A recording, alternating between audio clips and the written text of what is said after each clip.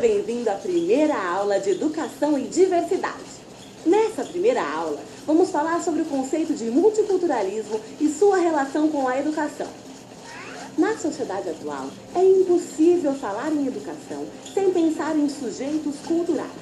O ser humano é um ser cultural, produz e aprende elementos da cultura ao longo de sua existência.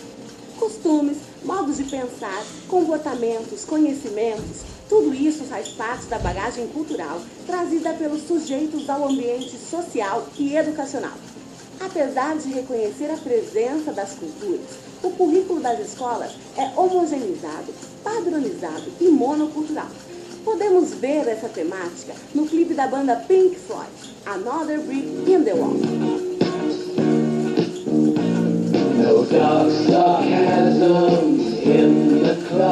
O discurso da escola parece não abraçar a diversidade de culturas. Encontramos uma crise na relação entre os sujeitos educativos e suas identidades. Segundo Vera Maria Kandal, em seu texto Multiculturalismo, Desafios para a Prática Pedagógica, os desafios da educação escolar diante da prática do multiculturalismo abrangem universalização da escolarização, qualidade da educação, projetos político-pedagógicos, currículos escolares, dinâmica interna da escola e formação continuada. Então, eu acho que o primeiro pensador assim, teórico da educação multiculturalista foi Paulo Freire. Né? O Paulo Freire, quando ele propôs o seu método educacional, ele defendia que a prática pedagógica deveria se organizar a partir de um diálogo do educador com o educando. Né? Então, para você construir uma prática pedagógica eficiente, eficaz, segundo ele, libertadora, o educador teria que conhecer o seu educando, dialogar com ele, não apenas depositar conteúdo. Então, essa prática do Paulo Freire, né, a proposta do Paulo Freire, é a primeira prática proposta multicultural que nós temos na pedagogia. Uma coisa assim que nós temos muito na escola, e uma dificuldade muito grande que os professores enfrentam, é a diversidade. Então, você vai numa sala de aula, você tem ali alunos oriundos de várias realidades sociais, realidades étnicas, de gênero, tudo isso. Então, se a escola não for esse espaço em que essas diversidades possam conviver, possam trabalhar, possam ser respeitadas, inclusive, principalmente isso, e dessa diversidade, dessa riqueza da diversidade, você extrair conhecimentos novos, você vai ter dificuldades de, efetivamente, de colocar uma prática pedagógica de qualidade. Existe uma relação própria entre educação e cultura. Nesta relação, fica claro que a diversidade é um desafio urgente, para o qual a educação deve dar respostas conscientes e práticas. Na sociedade moderna, o tema da diversidade foi tratado de duas formas: assimilando o diferente e fazendo com que ele se adequasse às estruturas unitárias e homogêneas, ou segregando o diferente, deixando-o de fora dos padrões ditos normais pela maioria da sociedade. A escola se encontra diante de uma sociedade globalizada, na qual a diversidade é cada vez mais forte e o multiculturalismo cada vez mais urgente. É preciso romper com estruturas rígidas e práticas segregadoras e excludentes. É necessário perceber que cada um tem sua identidade, reconhecer e respeitar as diferenças do outro. Os parâmetros curriculares nacionais de 1997 e as diretrizes elaboradas pelo governo federal para a educação incorporam a temática da pluralidade cultural, justificando que no país é comum prevalecerem estereótipos, sejam eles regionais em relação a grupos étnicos, sociais ou culturais. Historicamente, há uma dificuldade para lidar com o preconceito e uma resistência para tratar da temática da discriminação racial e étnica. Ainda existem mitos que pintam a imagem de um Brasil homogêneo, sem diferenças, dotados de uma democracia racial. No entanto, as lutas por uma sociedade cada vez mais humanizada, justa, igualitária e ética ganham cada vez mais espaço no século XXI.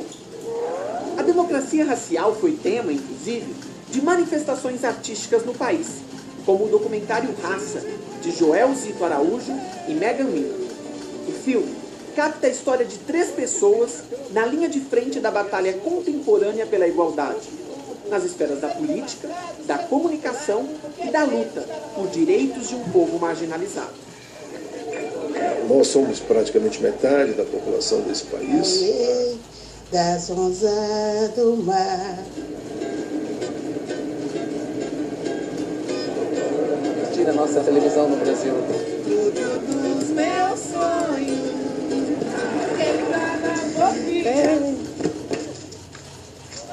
O multiculturalismo não nasceu no meio acadêmico, mas das lutas dos grupos sociais discriminados e excluídos, dos movimentos sociais, especialmente os referidos às questões étnicas. As questões multiculturais estão sendo incluídas aos poucos na educação básica e na formação de professores.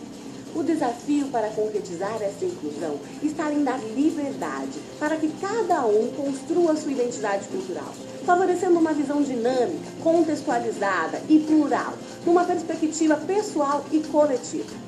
Vamos ver então uma escola que já aplica esses conceitos no ensino? Hoje nós vamos conhecer uma escola bem bacana, a Escola Municipal Amorim Lima, localizada no bairro Butantã, zona oeste de São Paulo. Mas essa escola não é tão comum assim não, ela tem um método de ensino bem diferente e é isso que nós vamos conhecer. Vamos lá?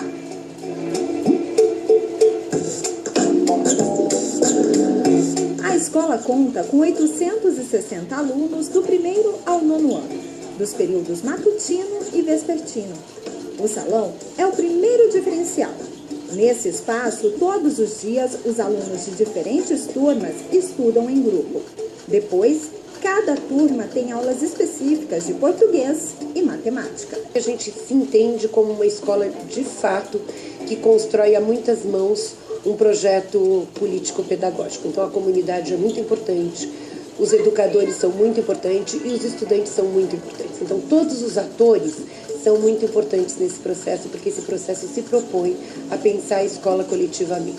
Mais do que romper as paredes, o método de ensino leva os alunos a pensar e a exercitar valores como disciplina e trabalho em equipe. Normalmente a gente acha que se colocar estudantes de uma série única juntos, eles vão aprender do mesmo jeito, do mesmo tanto. E isso não é verdade, né? Cada um tem um momento diferente de aprendizagem e dessa forma eles podem compartilhar e ajudar um ao outro. Então eu acho isso muito importante. Outro diferencial do aprendizado é a valorização da cultura brasileira. Na escola, existe um espaço destinado a isso. A escola já tem um projeto de 10 anos. Aí, 5 anos atrás, 5 anos desse projeto, vieram os índios guaranis e que fizeram essa oca. E essa oca foi feita para os alunos virem dar uma lida em um livro, interagir com os amigos. Como é que a gente constrói uma sociedade é pensando na gente e pensando no outro, né? Então foi isso que, de certa forma, é o que mais me motiva e que faz dar vontade de trabalhar todo dia. Quando as identidades culturais são desvalorizadas na escola, acontece um grande distanciamento das experiências dos sujeitos sociais, desenvolvimento de baixa autoestima, elevados índices de fracasso escolar e multiplicação de manifestações de desconforto e agressividade em relação à escola. Há ainda uma tendência das escolas de naturalizar e silenciar as diferenças e não considerar como um desafio para a prática educativa. Diante disso, cabem algumas questões. Que representações construímos dos outros? Quem são os outros e os diferentes? É preciso promover processos de interação com os outros. Além disso, é importante nos colocarmos no lugar dos outros, diferentes, para analisar nossos sentimentos e impressões. A partir daí, seremos capazes de construir algo juntos. A escola é concebida como um centro cultural em que diferentes linguagens e expressões culturais estão presentes e são produzidas. Se trata de um diálogo com os processos de mudança cultural presentes em toda a população. Os educadores são chamados a enfrentar as questões colocadas pela mutação cultural para analisar as diferentes linguagens e produtos culturais. Bem, nessa aula, vimos que os grandes desafios da escola são perceber a presença do multiculturalismo na sociedade e no espaço educativo, formar sujeitos sensíveis, humanizados, críticos, conscientes e éticos, e estimular o diálogo entre o eu e o outro, ou seja, o diálogo entre as identidades e diferenças. Esses são desafios que abraçamos enquanto sujeitos, cidadãos e profissionais, e especialmente enquanto educadores. Bons estudos e até a próxima!